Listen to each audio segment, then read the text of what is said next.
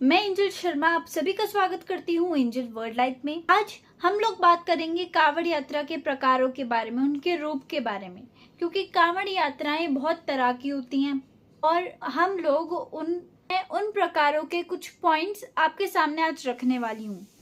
आज मैं आपको ये भी बताऊंगी कि कांवड़ यात्रा कैसे शुरू करी जाती है और प्लस मैं आपको एक एडिशनल पॉइंट बताऊंगी और वहाँ पे भी आप अपनी यात्रा करने के लिए जा सकते हैं।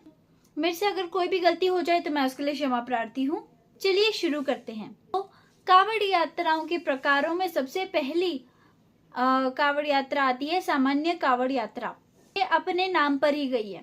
इसका पहला पॉइंट यही है कि इसमें जो श्रद्धालु हिस्सा ले रहे हैं, भाग ले रहे हैं, वो बीच में रुक सकते हैं। और इसका दूसरा पॉइंट ये भी है कि आप बीच में रुक सकते हैं, बीच में आराम कर सकते हैं। तीसरा पॉइंट ये भी है कि आप दिन में कितनी ही बार खा पी भी सकते हैं।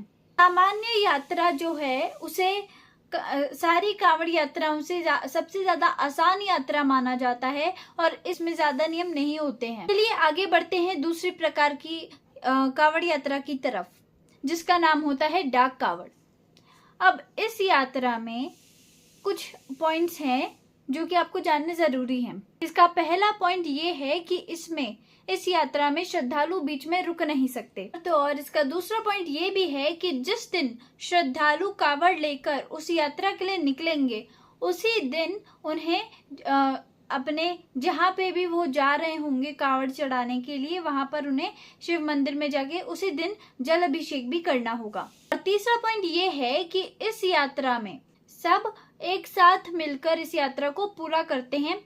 इसका चौथा पॉइंट ये है कि इस यात्रा को कभी कभी श्रद्धालु दौड़कर भी पूरा करते हैं। चलिए अब जानते हैं हम लोग तीसरी प्रकार की कांवड़ यात्रा के बारे में, जिसका नाम होता है खड़ी कांवड़ और इसका दूसरा नाम खेलछरी कांवड़ भी होता है। इसमें पहला जो पॉइंट है वो ये है कि श्रद्धालुओं को कांवड़ को दिन रात कंधे पर रखना होता है। इसका जो दूसरा पॉइंट है वो ये है कि 2 या फिर 3 लोग प्रायः खड़े होकर खड़ी कांवड़ को लाते हैं। चलिए अब हम आगे बढ़ते हैं अपनी चौथी प्रकार की कांवड़ यात्रा के बारे में, जिसका नाम है बैठी कांवड़।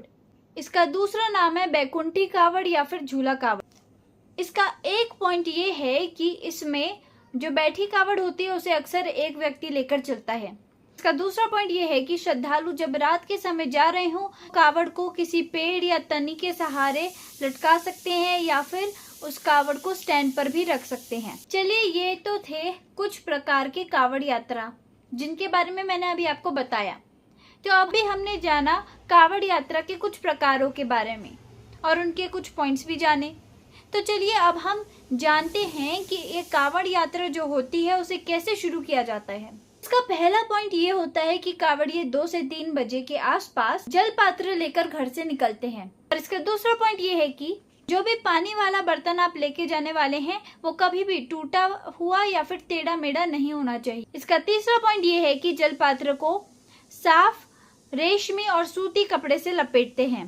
चौथा पॉइंट ये आता है कि रूल है कि गंगा जल भरने से पहले आपको एक व्रत रखना होता है जिसमें आपको कुछ खाना नहीं है। इसका पांचवा पॉइंट ये है कि जब आप कांवड़ में गंगा जल भर लें, आप कांवड़ को भूमि पर नहीं रख सकते। अब हम लोग जानते हैं काशी विश्वनाथ मंदिर के बारे में, जो कि हमारा एडिशनल पॉइंट था जो हमने लास्ट के लिए रखा था। अब जो काशी विश्वनाथ मंदिर है वो भक्तों के बीच में काफी ज्यादा मशहूर भी है, प्रचलित भी है। इसलिए अगर आप कांवड़ यात्रा पे जाने वाले हैं तो आप काशी विश्वनाथ मंदिर तक भी यात्रा कर सकते हैं। अगर आपको ये वीडियो पसंद आए तो इसे आगे शेयर जरूर करिएगा ताकि और श्रद्धालुओं तक ये वीडियो पहुंच पाए। Thank you.